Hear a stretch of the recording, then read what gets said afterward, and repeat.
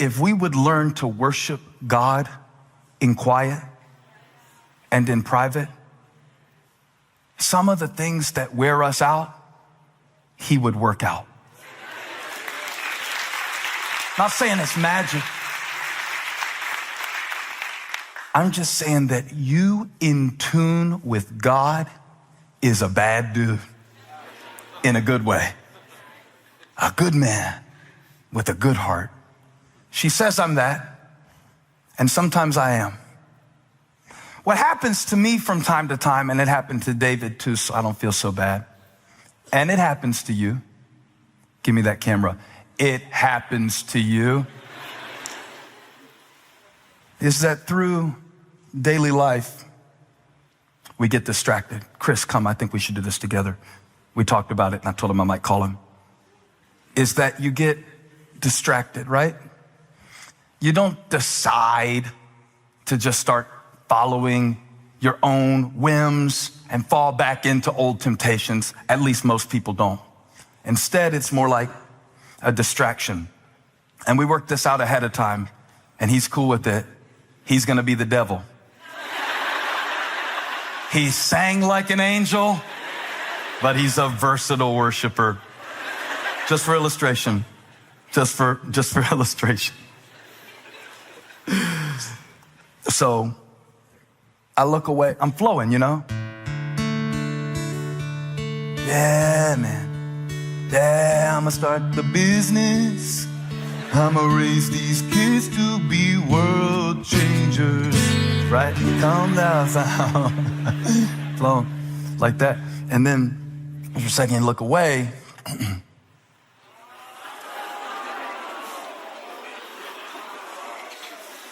Because you thought you could set it and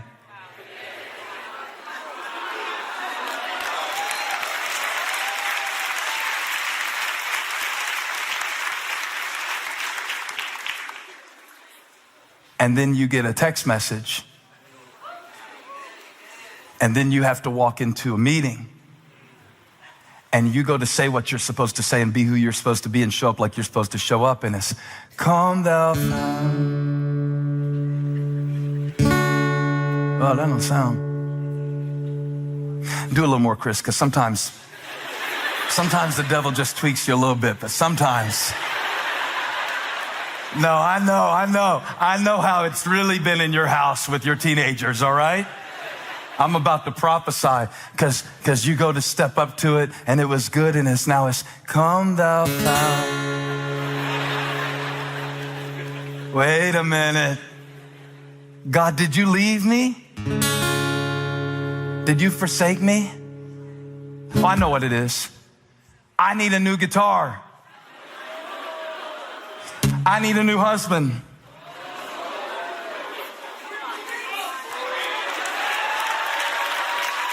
Maybe you do.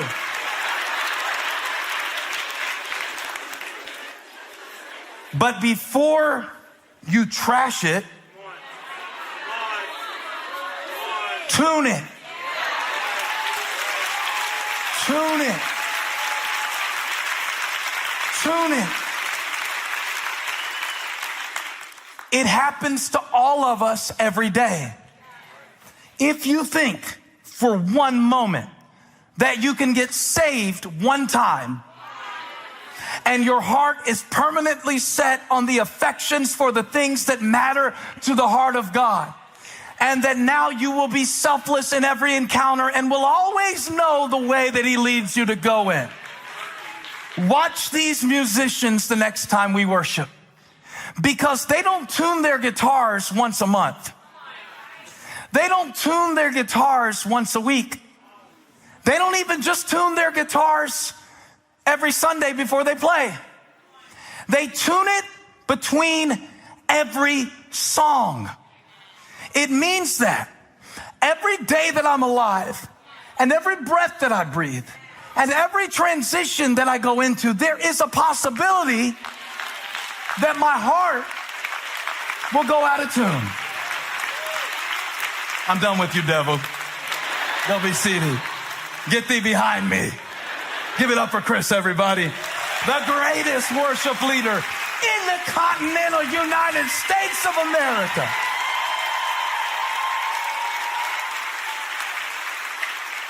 And the devil, just for these 5 minutes.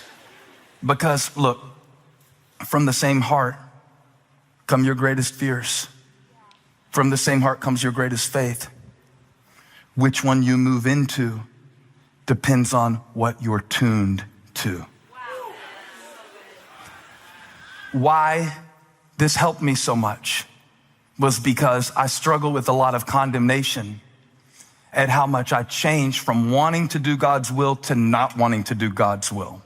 From feeling motivated to preach the message to feeling like I just want somebody to preach to me.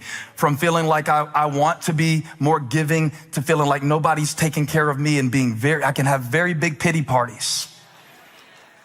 When I realized that my heart is a liar, that my heart is a harp. It's a stringed instrument. Then I realize it has to be tuned to truth. Now, I told you this illustration was going to help us. And that's really why I'm doing it. I'm not trying to just put an entertainment value on the sermon. I don't care about that. There's way better, more entertaining stuff you can watch. It's on your Hulu account. But you came here to get help for your heart. And I'm trying to show you that it sounds like that right now, but the guitar is good. The wood is good. You've just been tuned to some stuff that is beneath who you really are.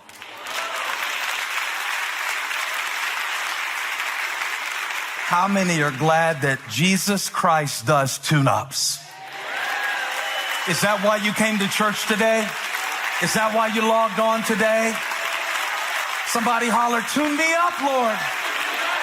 Tune me up, Lord. Tune my heart to sing thy grace. Now there's two ways to tune this guitar. The guitar is in tune, technically, when the strings have the appropriate tension through these pegs that Chris so rudely tuned down, like the devil does with discouragement, disappointment, bills, offenses, all of these things. I could spend a whole hour just going through all of the things that distract you and detune you. If the enemy can detune your heart, he can defeat you in your life. And you'll be reaching for slings, fighting, when you need to be reaching for strings, tuning. He trains my hands for war. But David said, I've learned to tune my heart to truth, not cultural truth. We have personalized the precepts. So we say things like, my truth. But I don't tune to my truth because my heart is a liar. I cannot just listen to my heart at all times. That would cause me to want to quit. That would cause me to want to give up. That would cause me to lash out. That would cause me to sink. That would cause me to go all the way down further into the spiral. That's fine to follow your heart when your heart's going up. But there are times in your life where you need to be tuned. And I want you to make sure in those times that you are tuning to truth. Not your subjective experience. Not even what your parents taught you. If your parents taught it and God taught against it, your parents were wrong, not God. What your parents taught you was tradition. What God wants to tune you to is truth. Tune me to truth. And that means, God, show me where I'm wrong and blaming them. That means, God, show me where I think I need to get more and I really need to give more. Because I want to be tuned to truth. Show me where I've been thinking I'm at a disadvantage when really my slingshot is a secret weapon. I've been saying I don't have the resources, but maybe God didn't give you the resources so that he could source this one so he could get the glory for what he does that you could never do. Woo, I feel anointed. Anointing. To tune my heart to truth. And there's a couple ways to tune the instruments, because a stringed instrument, like you and me, we have heart strings, right? Okay. A stringed instrument goes out of tune. This guy came over to tune our piano and he charged like $300. And then he was back a few months later. And I was like, bro, do I get a discount? This is your second time trying this. He goes, no, I have to do it every time the weather changes. When the seasons change, the strings must be recalibrated. You're not a kid anymore. The season is changing. How many of you are going through a seasonal change in your life right now? Wave at me. How many of y'all feel like in Charlotte, we go through 3 seasonal changes every day, every week? I'm gonna have the piano tuner over at my house 3 times a day if we keep this weather fluctuation up. Good Lord. And it can feel like that in your life because every time the temperature changes, you gotta retune. Every time the seasons change. So that you need to be asking the question, God, who do you want me to be now? Who are you calling me to be now? What childish things do I need to put aside? My season is changing. Sometimes you are in a season of abundance, but you keep thinking like scarcity. You're out of tune. Sometimes you are in a season of focus, but you're thinking free. Sometimes you're in a season of marriage, but you're scheduling your life like you're single. Your season has changed. You have to retune. And so when you need to retune, you can do a few things. One, you can buy one of these. This is a tuner. This one's about $20. And you can tune. And you can do that. But I'm going to give you something from the Bible, okay? I feel like Garth Brooks with this microphone and this acoustic guitar right now. This is so weird. I visualized it, but I told the Lord I'll flow with it however you want. I never saw myself standing here holding the guitar in this moment behind the pulpit. This is very awkward, and I love you. Okay, here it is. Give me verse 10. I wanted to check the verse. David said, not only is it important what you tune, that you see yourself as a stringed instrument that has to be tuned regularly to the intervals of God's specific purpose and designation of your life. Not only do I have to be tuned when I go into a new room, a new season, so that I don't carry yesterday's manna mentality into today's promised land situation. Not only do I need God to tune me when I go into something new, but watch this. He said, I will sing to the one. Everybody say, to the one. I will sing to the one who gives victory to kings. Now, not only is David saying, I will sing to the one, like if I gave you $1, I gave $1 to you. But he's saying, I am going to sing in tune with the one. I'll show you. LJ is playing a digital instrument.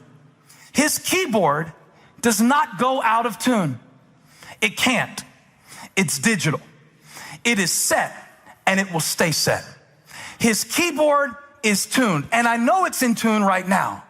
So the fact that I'm out of tune on this stringed instrument, come thou fount, means that I need to turn around to someone who is always in tune.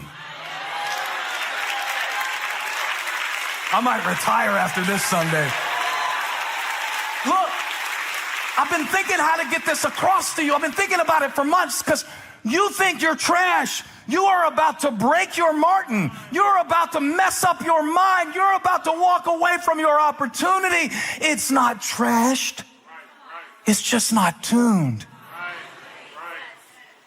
So if I turn to the one who is in tune and I say, hey, LJ, give me an E.